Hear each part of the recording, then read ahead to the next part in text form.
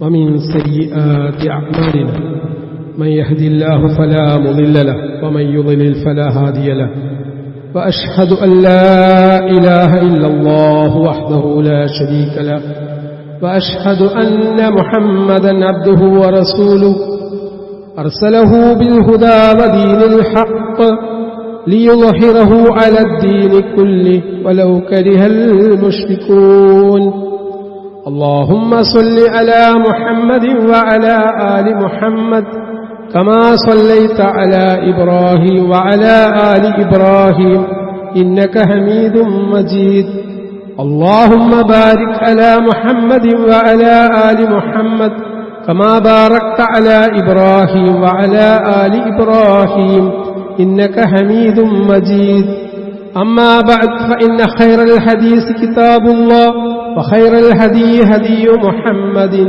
صلى الله عليه وسلم وشر الأمور محدثاتها وكل محدثة بدعة وكل بدعة ضلالة وكل ضلالة في النار يا أيها الذين آمنوا اتقوا الله حق تقاته ولا تموتن إلا وأنتم مسلمون أعوذ بالله من الشيطان الرجيم بسم الله الرحمن الرحيم ومن يشاقق الرسول من بعد ما تبين له الهدى ويتبع غير سبيل المؤمنين نولي ما تولى ونصليه جهنم وساءت مصيرا ഏറെ സ്നേഹം നിറഞ്ഞ സത്യവിശ്വാസികളെ, ജീവിതത്തിന്റെ നിഖില മേഖലകളിലും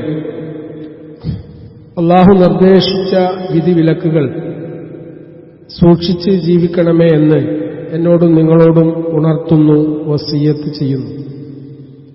അല്ലാഹു സുബ്ഹാനഹു വ തആല നമുക്ക് ഓരോരുത്തർക്കും അതിനുള്ള തൗഫീഖ് പ്രദാനം ചെയ്യുമാറാവട്ടെ. സഹോദരങ്ങളെ, ഇസ്ലാമിക ചരിത്രത്തിൽ ഏറെ പ്രാധാന്യം നിറഞ്ഞ ഒരു വിഷയമാണ് ഹിജ്റ എന്ന് പറയുന്നത്. ഹിജ്റ വർഷത്തിന്റെ ആരംഭമാണ് മുഹറം എന്നുള്ളത്. നമ്മൾ അങ്ങേയറ്റം സ്നേഹിക്കുന്ന മുഹമ്മദ് മുസ്തഫ സല്ലല്ലാഹു അലൈഹി വസല്ലമയും അനുയായികളും മക്കയിൽ നിന്ന് മദീനയിലേക്ക് ഹിജ്റ പോയി പലായനം ചെയ്തു എന്നുള്ളത് നമുക്കൊക്കെ അറിയുന്ന ഒരു കാര്യമാണ്. ഹിജ്റ വർഷത്തിന്റെ ആരംഭം മുസ്ലിങ്ങളെ സംബന്ധിച്ചിടത്തോളം, വിശ്വാസികളെ സംബന്ധിച്ചിടത്തോളം, ലോകമെമ്പാടുമുള്ള മുസ്ലിങ്ങൾ അവരുടെ മതപരമായ അനുഷ്ഠാനങ്ങൾ, കർമ്മങ്ങൾ ഹിജ്റ കലണ്ടറിനെ ആസ്പദമാക്കിക്കൊണ്ടാണ് നടത്തിക്കൊണ്ടിരിക്കുന്നത്. അതുകൊണ്ട് തന്നെ ഹിജ്റക്ക് ഇസ്ലാമിലുള്ള പ്രാധാന്യം എന്ത് എന്ന് വിശ്വാസികളായ നമ്മൾ മനസ്സിലാക്കേണ്ടതുണ്ട്. അല്ലാഹുവിന്റെ വഹീന്റെ അടിസ്ഥാനത്തിൽ പ്രവാചകൻ സല്ലല്ലാഹു അലൈഹി വസല്ലം നമുക്ക് നൽകിയിരിക്കുന്ന മതപരമായ സന്ദേശമാണ് ഇസ്ലാം. ഏകനായ അല്ലാഹുവെ മാത്രമേ ആരാധിക്കാൻ പാടുള്ളൂ. അവനിലേക്ക് ചെന്നു ചേരാൻ വേണ്ടി ഒരു ഇടയാളന്റെ ആവശ്യമില്ല. നമ്മുടെ സ്വകാര്യമായ ദുഃഖങ്ങളും വിഷമങ്ങളും സന്തോഷങ്ങളും എല്ലാം നമ്മൾ നേരിട്ട് പറയേണ്ടത് അല്ലാഹുവോടാണ് എന്നുള്ള യഥാർത്ഥ വിശ്വാസത്തിലേക്ക് ആളുകളെ ക്ഷണിച്ചപ്പോൾ സ്വാഭാവികമായും മക്കയിലുള്ള മുശ്രിക്കുകൾക്കിടയിൽ പ്രവാചകൻ സല്ലല്ലാഹു അലൈഹി വസല്ലം ക്രൂശിക്കപ്പെട്ടു. ശത്രുക്കളേറെയുണ്ടായി. 13 വർഷക്കാലം പ്രവാചകത്വത്തിന് ശേഷം പ്രവാചകൻ മുഹമ്മദ് മുസ്തഫ സല്ലല്ലാഹു അലൈഹി വസല്ലം വളരെ ക്ലേശകരമായിട്ടുള്ള പ്രബോധനമാണ് നിർവഹിച്ചിരിക്കുന്നത്. നമുക്കൊക്കെ അറിയുന്ന കാര്യമാണ്. ആദ്യഘട്ടങ്ങളിൽ രഹസ്യമായിക്കൊണ്ടാണ് ഇസ്ലാമിന്റെ ദഅവത്ത് നടന്നത്. പിന്നീട് അത് പരസ്യമാവുകയും പരസ്യമായ ഘട്ടത്തിൽ കൂടുതൽ ശത്രുത സൃഷ്ടിക്കപ്പെടുകയും പ്രവാചകൻ സല്ലല്ലാഹു അലൈഹി വസല്ലം പിറന്ന നാടിൽ നിന്ന് ബഹിഷ്കരിക്കപ്പെടുന്ന ഒരു സാഹചര്യത്തിൽ മദീനയിലേക്ക് റസൂൽ സല്ലല്ലാഹു അലൈഹി വസല്ലമയും അനുയായികളും പലായനം ചെയ്യാൻ പ്രേരിപ്പിക്കപ്പെടുകയാണ്. ഈ ഒരു ഹിജ്റ എന്ന് നമ്മൾ കേൾക്കുമ്പോൾ നമ്മൾ മനസ്സിലാക്കേണ്ടത്, മക്കയിൽ പ്രവാചകനും അനുയായികളും ഇസ്ലാമികമായ പ്രബോധന രംഗത്ത് കടുത്ത പീഡനങ്ങളും എതിർപ്പുകളും നേരിടേണ്ടി വന്നു എന്നുള്ളതാണ് നമ്മൾ ആദ്യം മനസ്സിലാക്കേണ്ടത്. അത് റിയൽ ലൈഫിൽ, യഥാർത്ഥ ജീവിതത്തിൽ പച്ചയായിട്ട് അനുഭവങ്ങൾ പ്രവാചകൻ സല്ലല്ലാഹു അലൈഹി വസല്ലമക്കും സഹാബികൾക്കും ഉണ്ടാവുകയാണ്. അവർ ചോദിക്കുകയാണ്, മത്താ നസ്റുല്ലാഹ്, അള്ളാഹുവിന്റെ സഹായം എപ്പോഴാണ് പ്രവാചകരെ നമുക്ക്? അപ്പൊ അങ്ങനെ ക്ലേശങ്ങൾ സഹിച്ച പ്രവാചകൻ സല്ലല്ലാഹു അലൈഹി വസല്ലമക്ക് മതത്തിന്റെ ആശയങ്ങൾ കൃത്യമായി സ്വതന്ത്രമായി പ്രബോധനം നിർവഹിക്കാനുള്ള അവസരം മദീനയുടെ ജീവിതത്തിൽ നൽകപ്പെട്ടു. അതാണ് ഹിജ്റയുടെ രണ്ടാമത്തെ പ്രത്യേകത. മൂന്നാമതായിട്ട് നമ്മൾ മനസ്സിലാക്കേണ്ടത്, ഇസ്ലാമികമായിട്ടുള്ള ഒരു ഉമ്മത്തിന്റെ രൂപീകരണം. ഹുവല്ലദീ ബഅസ ഫിൽ ഉമ്മയ്യീന റസൂലൻ മിൻഹും യത്ലൂ അലൈഹിം ആയാതിഹി വയുസക്കീഹിം വയുഅല്ലിമുഹുൽ കിതാബ വൽ ഹിക്മ എന്ന് വിശുദ്ധ ഖുർആൻ പരാമർശിച്ചിരിക്കുന്ന ഒരു വസ്തുതയുണ്ട്. അള്ളാഹുവിന്റെ പ്രവാചകൻ സല്ലല്ലാഹു അലൈഹി വസല്ലം ഒരു സമൂഹത്തെ എങ്ങനെയാണ് സംസ്കരിച്ചെടുത്തത്? സഹോദരന്മാരെ, അന്ധകാരത്തിലും അന്ധവിശ്വാസങ്ങളിലും ജീവിച്ച ഒരു സമൂഹത്തെ വിശുദ്ധ ഖുർആനിന്റെ അധ്യാപനങ്ങൾ, ആയത്തുകൾ ഓതിക്കേൾപ്പിച്ചുകൊണ്ട് കാട്ടറബികളെ അള്ളാഹുവിന്റെ റസൂൽ സല്ലല്ലാഹു അലൈഹി വസല്ലം സംസ്കരിച്ചു, ഒരു ഉമ്മത്തായി വളർത്തി. ഹിജ്റയിൽ കൂടി മദീനയിൽ വ്യത്യസ്ത ഗോത്രങ്ങളിൽ നിന്നുള്ള മുസ്ലിങ്ങളും യഹൂദരും മറ്റ് വിഭാഗങ്ങളിൽപ്പെട്ട ആളുകളും ഒരുമിച്ച് ഒരു പ്രദേശത്ത്, ഒരു നാട്ടിൽ എങ്ങനെ ജീവിക്കണം, പ്രത്യേകിച്ച് വ്യത്യസ്ത മതവിഭാഗത്തിലുള്ള ആളുകൾ ജീവിക്കുന്ന ഒരു സാഹചര്യത്തിൽ ഇസ്ലാമിന്റെ നിയമക്രമങ്ങൾ എന്താണ് എന്ന് കൃത്യമായി പഠിപ്പിക്കപ്പെട്ടു എന്നുള്ളതാണ് ഹിജ്റയിൽ നിന്ന് നമുക്ക് കിട്ടുന്ന മറ്റൊരു പാഠം. മറ്റൊരു പ്രധാനപ്പെട്ട വിഷയം, പ്രവാചകൻ സല്ലല്ലാഹു അലൈഹി വസല്ലം തയ്യാറാക്കിയിട്ടുള്ള മദീന ചാർട്ടർ, മീസാഖുൽ മദീന എന്ന പേരിലാണ് അത് അറിയപ്പെടുന്നത്. എന്താണ് അതിന്റെ താല്പര്യം സഹോദരന്മാരെ? ഒരു ബഹുസ്വര സമൂഹത്തിൽ, ബഹുസ്വര സമൂഹം എന്ന് പറഞ്ഞാൽ നമ്മൾ മാത്രമല്ല, ഇപ്പൊ നമ്മുടെ രാജ്യത്ത് ഹിന്ദുക്കളുണ്ട്, ക്രിസ്ത്യാനികളുണ്ട്, മുസ്ലിങ്ങളുണ്ട്, അല്ലാത്തവരുണ്ട്. അപ്പൊ ബഹുസ്വരമായ ഒരു സമൂഹത്തിൽ സമാധാനപരമായിട്ട് എങ്ങനെ ജീവിക്കണമെന്നും ഓരോ വിഭാഗത്തോടുമുള്ള അവകാശങ്ങളും കടമകളും എന്താണ് എന്നും വ്യക്തമാക്കുന്ന ഒരു ഭരണഘടനാ സംവിധാനം മദീനയിൽ വെച്ച് റസൂൽ സല്ലല്ലാഹു അലൈഹി വസല്ലം വിശുദ്ധ ഖുർആനിന്റെയും തിരുസുന്നത്തിന്റെയും അടിസ്ഥാനത്തിൽ പഠിപ്പിക്കുകയാണ്. ഇത് ഹിജ്റയുടെ ഒരു പാഠാണ്. അതുപോലെ തന്നെ ഇസ്ലാമികമായിട്ടുള്ള ഒരുപാട് നിയമങ്ങൾ, ഇസ്ലാമികമായിട്ടുള്ള ഒരു രാഷ്ട്രത്തിന്റെ രൂപീകരണം, അല്ലേ? ഇസ്ലാമികമായ നിയമങ്ങൾ കൃത്യമായി ഇംപ്ലിമെന്റ് ചെയ്തത് അല്ലെങ്കിൽ പ്രാബല്യത്തിൽ വരുത്തിയിട്ടുള്ളത് ഒരു ഇസ്ലാമിക രാജ്യത്താണ്. ആ ഇസ്ലാമിക രാഷ്ട്ര രൂപീകരണം, നീതി എന്ത്, തുല്യത എന്ത്, സാമൂഹികമായ ക്ഷേമ പ്രവർത്തനങ്ങൾ എന്ത്, അത് പ്രവാചകൻ സല്ലല്ലാഹു അലൈഹി വസല്ലം തിയറി പഠിപ്പിച്ചതല്ല, ആശയം പഠിപ്പിച്ചതല്ല. പഠിപ്പിച്ച ആശയത്തെ പ്രാക്ടിക്കലായി പ്രായോഗികമായിട്ട് സമൂഹത്തിൽ എങ്ങനെയാണ് നിർവഹിക്കേണ്ടത് എന്ന് സഹാബികൾക്ക് റസൂൽ സല്ലല്ലാഹു അലൈഹി വസല്ലം പഠിപ്പിച്ചു കൊടുക്കുകയും തുടർന്ന് നമുക്കെല്ലാവർക്കും അറിയുന്നതാണ് ഉമർ റളിയല്ലാഹു അൻഹുവിന്റെ ഭരണകാലഘട്ടം. എത്രത്തോളം ശ്രേഷ്ഠകരമായിട്ടുള്ള ഭരണമാണ് ഉമർ റളിയല്ലാഹു അൻഹു നിർവഹിച്ചത് എന്ന് പറഞ്ഞാൽ ഇസ്ലാമിന്റെ ആശയ ആദർശങ്ങളാണ് ആ ജീവിതത്തിൽ അദ്ദേഹം കാണിച്ചു കൊടുത്തത്. വിശുദ്ധ ഖുർആൻ നമ്മോട് പറയാണ്, വമൻ യുശാഖിഖി റസൂൽ മിൻ ബഅദി മാ തബയ്യന ലഹുൽ ഹുദാ വയത്തബിഉ ഗൈറ സബീലിൽ മുഅ്മിനീൻ നുവല്ലി മാ തവല്ല വനുസ്ലിഹി ജഹന്നം വസാഅത് മസീറ. സൂറത്തുൽ നിസായിലുള്ള വചനമാണ്. എന്താണ് ഈ ആയത്തിന്റെ താല്പര്യം സഹോദരങ്ങളെ? ആരെങ്കിലും തനിക്ക് സന്മാർഗം വെളിപ്പെട്ട് കഴിഞ്ഞ ശേഷം ശരിയായിട്ടുള്ള ഹിദായത്ത് ഇന്നതാണ് എന്ന് ബോധ്യപ്പെട്ടതിന് ശേഷം പ്രവാചകൻ സല്ലല്ലാഹു അലൈഹി വസല്ലം കൊണ്ടുവന്ന കാര്യങ്ങൾക്കെതിരാവുകയും സത്യവിശ്വാസികളുടേതല്ലാത്ത ഒരു മാർഗം പിൻപറ്റുകയും ചെയ്തിട്ടുണ്ടെങ്കിൽ അവൻ തിരിഞ്ഞിടത്തേക്ക് നാം അവനെ തിരിച്ചു കളയും, അവനെ നാം നരകത്തിലിട്ട് കരിക്കുകയും ചെയ്യും. ഇത് മോശപ്പെട്ട മടക്കസ്ഥലം തന്നെ. ഇസ്ലാം എന്നുള്ളത് ഒരു ജീവിത പദ്ധതി കൂടിയാണ്. നമ്മുടെ ജീവിതത്തിൽ ഓരോ സന്ദർഭങ്ങളിലും നമ്മൾ ഏത് പ്രകാരമാണ് ജീവിക്കേണ്ടത് എന്ന കൃത്യമായ മാർഗനിർദ്ദേശങ്ങൾ ഇസ്ലാം നമുക്ക് നൽകുന്നുണ്ട്. അത് വ്യക്തി ജീവിതത്തിലാണെങ്കിലും കുടുംബജീവിതത്തിലാണെങ്കിലും രാഷ്ട്രീയമായിട്ടുള്ള നിലപാടാണെങ്കിലും അവിടെയൊക്കെ എങ്ങനെയാണ് ഒരു മുസ്ലിം പെരുമാറേണ്ടത്? അത് അള്ളാഹു അവന്റെ റസൂൽ ഇഷ്ടപ്പെട്ട മാർഗമാണ്. അത് ഇഷ്ടപ്പെടാത്ത മാർഗത്തിൽ നമ്മൾ പ്രവേശിച്ചിട്ടുണ്ടെങ്കിൽ അള്ളാഹുവിനെ കൃത്യമായിട്ടുള്ള മുന്നറിയിപ്പ് എന്താണ്? നുവല്ലി മാ തവല്ല, ഓനെ തിരിഞ്ഞ ആ ഭാഗത്തേക്ക് നാം തിരിച്ചുവിടും, ഓനെ പോണ പാട്ടിൽ വിടും. അള്ളാഹുവും റസൂലും പറഞ്ഞ കാര്യങ്ങൾ ഉൾക്കൊണ്ട് ഇസ്ലാമിനനുസരിച്ചുകൊണ്ട് ഒരാൾ ജീവിക്കാൻ തയ്യാറാവുന്നില്ല. പ്രത്യേകിച്ച് ഇസ്ലാമികമായ മാർഗദർശനം ജീവിതത്തിൽ കിട്ടിയതിനു ശേഷം നമ്മൾ താന്തോന്നികളായിട്ട് ജീവിക്കാൻ വേണ്ടിയിട്ടാണ് തയ്യാറാവുന്നതെങ്കിൽ അത്തരം ആളുകളുടെ പര്യവസാനം അവർ കരിഞ്ഞമരുന്നത് നരകത്തിലായിരിക്കുമെന്നാണ് ഖുർആൻ പറയുന്നത്. അപ്പൊ ഹിജ്റ എന്നുള്ള ആ ഒരു സംഭവത്തിന്റെ പ്രാധാന്യം നമ്മൾ മനസ്സിലാക്കണം.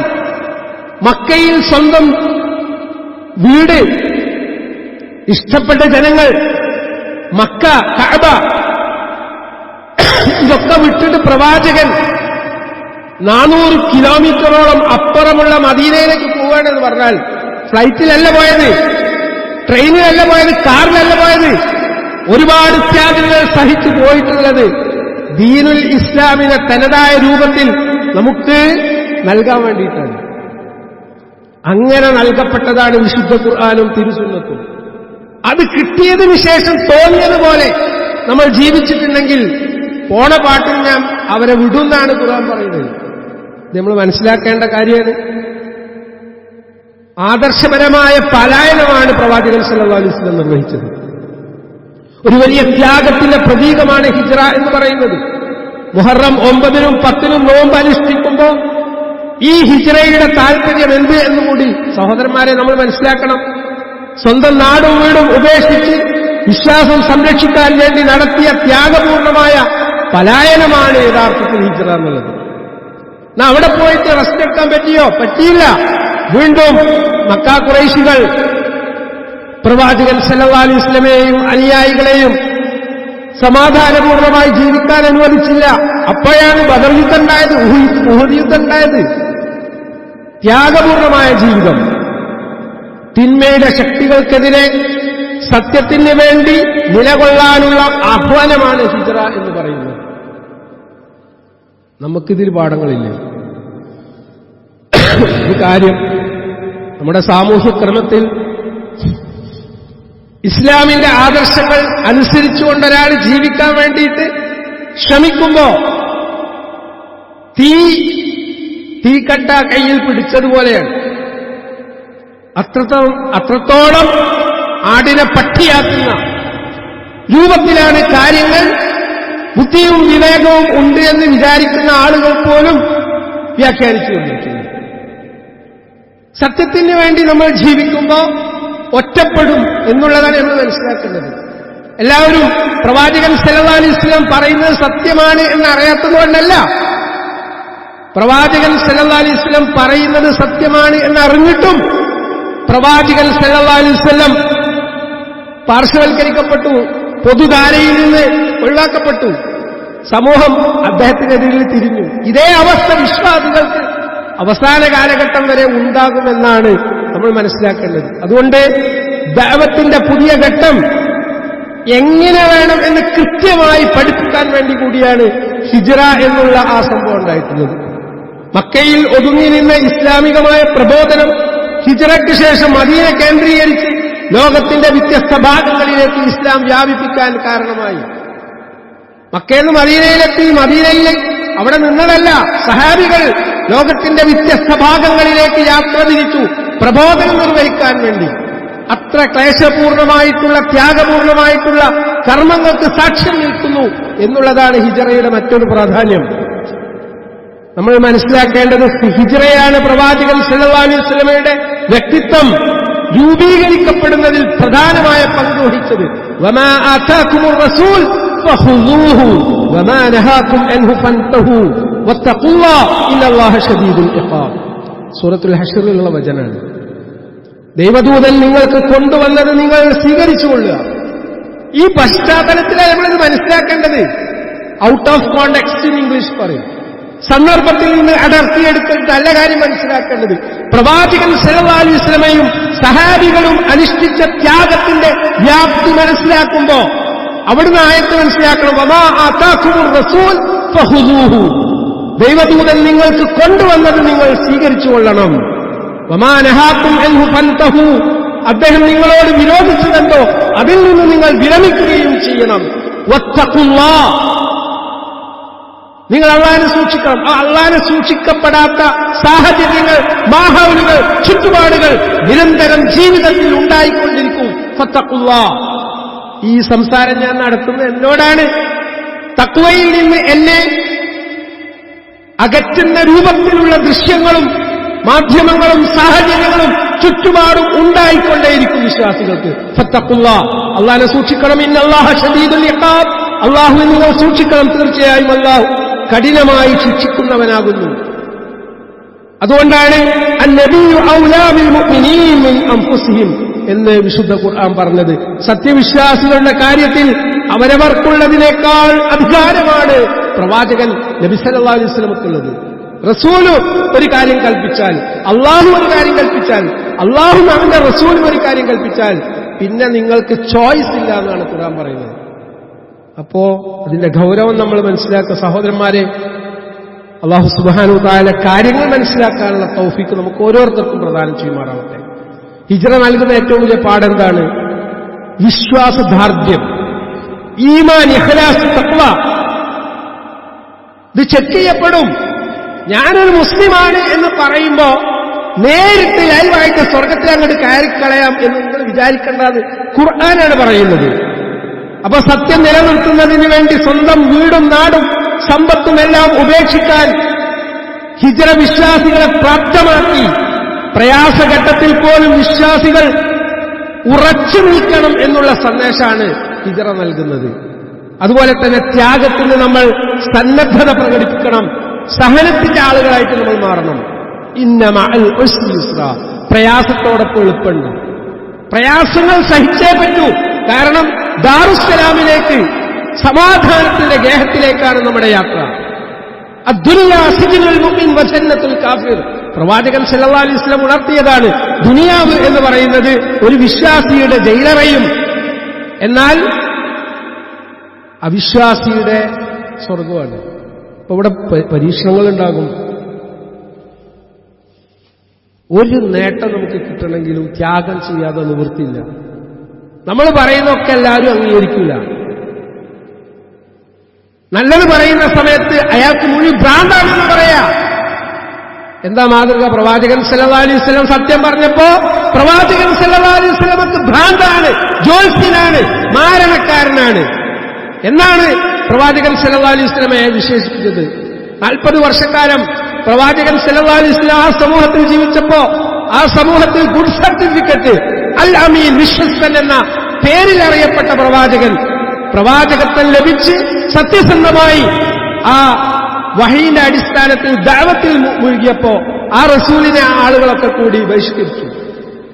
അള്ളാഹുവിന്റെ പ്രവാചകൻ മുഹമ്മദ് മുസ്തഫ സല്ലല്ലാഹു അലൈഹി വസല്ലം ബഹിഷ്കരിക്കപ്പെട്ടിട്ടുണ്ടെങ്കിൽ നമ്മളൊന്നും അതിന്റെ അയൽവക്കത്ത് പോലും എത്തിയിട്ടില്ല.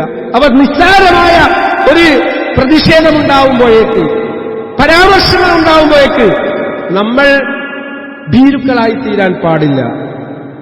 പ്രവാചകൻ സല്ലല്ലാഹു അലൈഹി വസല്ലം ഹിജ്റ നിർവഹിക്കാൻ വേണ്ടി ആസൂത്രണങ്ങൾ നടത്തിയിട്ടുണ്ട്, മുന്നൊരുക്കങ്ങൾ നടത്തിയിട്ടുണ്ട്. ഒരു വലിയ പാഠമാണത്. നമ്മൾ ചരിത്രം പഠിക്കുമ്പോൾ പ്രവാചകൻ സല്ലല്ലാഹു അലൈഹി വസല്ലം പെട്ടെന്നൊരു യാത്രകൾ നടത്തിയതല്ല. ആ യാത്രയ്ക്ക് വേണ്ടി ആസൂത്രണം നടത്തിയിട്ടുണ്ട്, മുന്നൊരുക്കം നടത്തിയിട്ടുണ്ട്. ഒരു കേവലം പാരായണമല്ല ഹിജ്റ എന്ന് പറയുന്നത്. അപ്പൊ നമ്മുടെ ജീവിതത്തിൽ നമ്മൾ നിർവഹിക്കുന്ന വിശ്വാസപരമായ ഏത് കർമ്മങ്ങൾക്കും കൃത്യമായ മുന്നൊരുക്കങ്ങൾ ഉണ്ടാവണം, മുഷാവറ ഉണ്ടാവണം, കൂടിയാലോചന വേണം. എടുത്തുചാട്ടത്തിന്റെ ആളുകളായിട്ട് നമ്മൾ ആരും മാറാൻ പാടില്ല. അതാണ് ഈ ഹിജ്റ നൽകുന്ന ഏറ്റവും വലിയ പാഠം. സഹോദരന്മാരെ, കാര്യങ്ങൾ നമ്മൾ ഉൾക്കൊള്ളുക. അതുപോലെ ഏറ്റവും പ്രധാനപ്പെട്ട വിഷയമാണ് സാമൂഹികമായ ഐക്യവും സാഹോദര്യവും. മദീനയിൽ മുഹാജിറുകളും അതുപോലെ തന്നെ അൻസാറുകളും തമ്മിലുള്ള ആ ഒരു ഐക്യം. ഒരു നാട് സ്വീകരിക്കുകയാണ് ഒരു നാട്ടുകാരെ. പലായനം ചെയ്ത് നാടും വീടും ഉപേക്ഷിച്ച് നാട്ടിലേക്ക് ചെന്നവരെ സ്വീകരിക്കുന്ന ആ ഒരു സന്മനസ് മദീനയിലുള്ള അൻസാരികൾ കാണിച്ചു. ഇന്നും അത് കാണിച്ചു കൊടുക്കുന്നു. ഇത് നമുക്ക് വലിയ പാടുണ്ട്. ഇങ്ങനെയുള്ള പാഠങ്ങൾ ഉൾക്കൊള്ളാൻ ഇത്തരം സന്ദർഭങ്ങൾ നമ്മൾ ഉപയോഗപ്പെടുത്തണം എന്നാണ് സാന്ദർഭികമായി സൂചിപ്പിക്കുന്നത്. അള്ളാഹു നമ്മെ അനുഗ്രഹിക്കട്ടെ.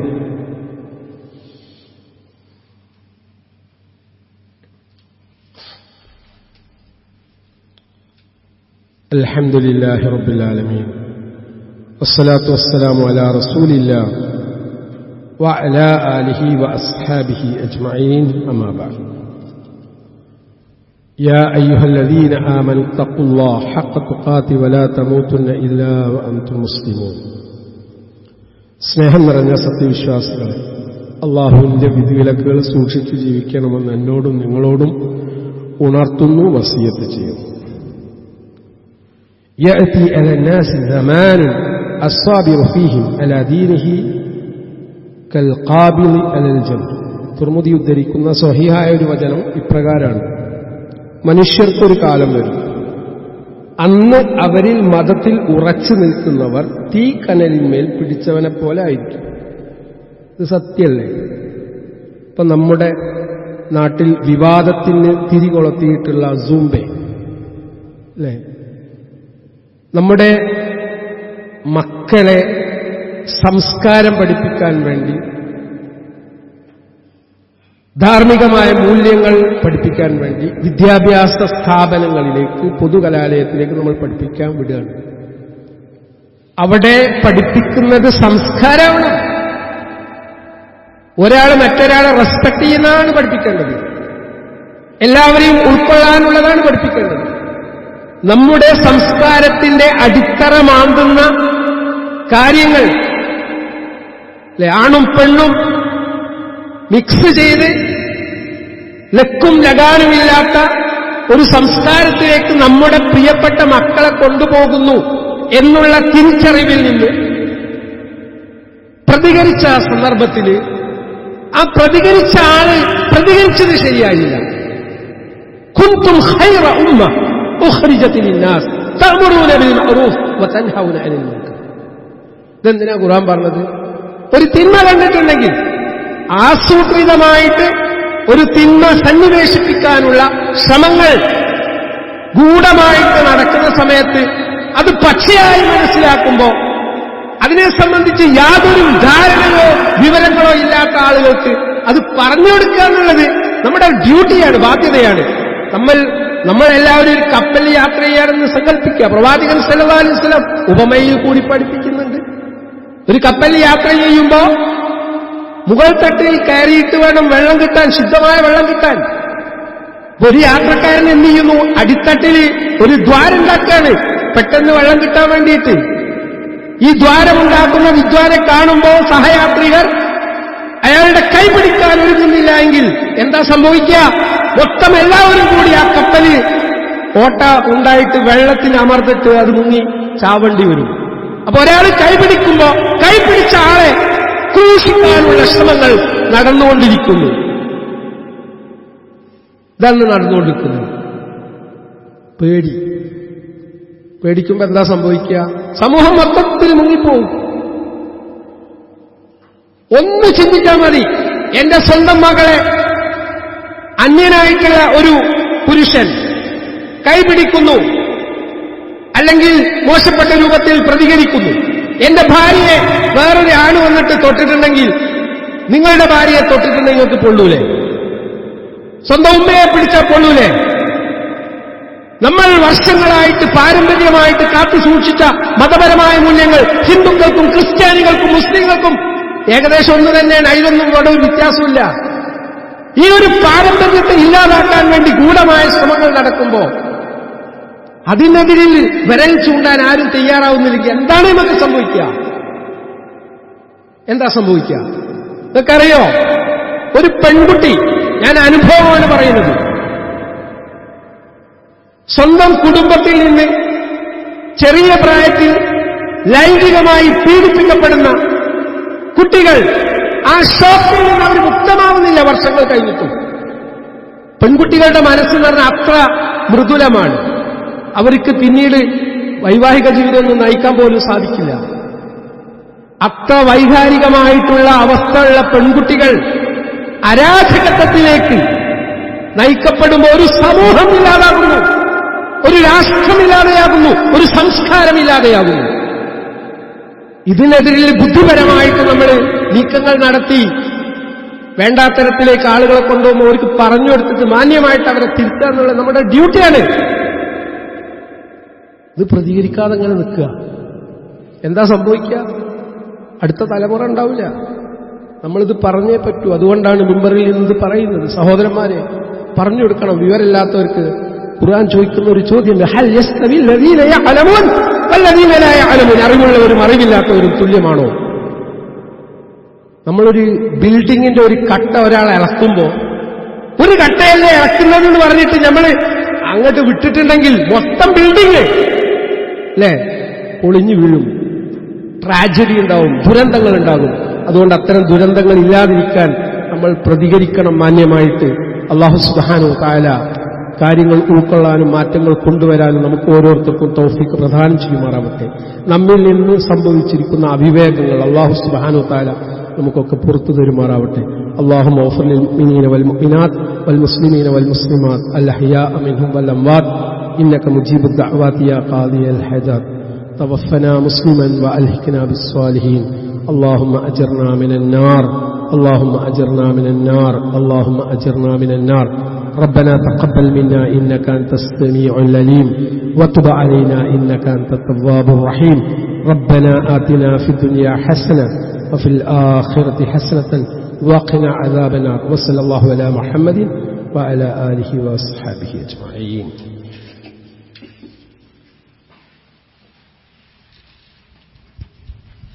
الله أكبر الله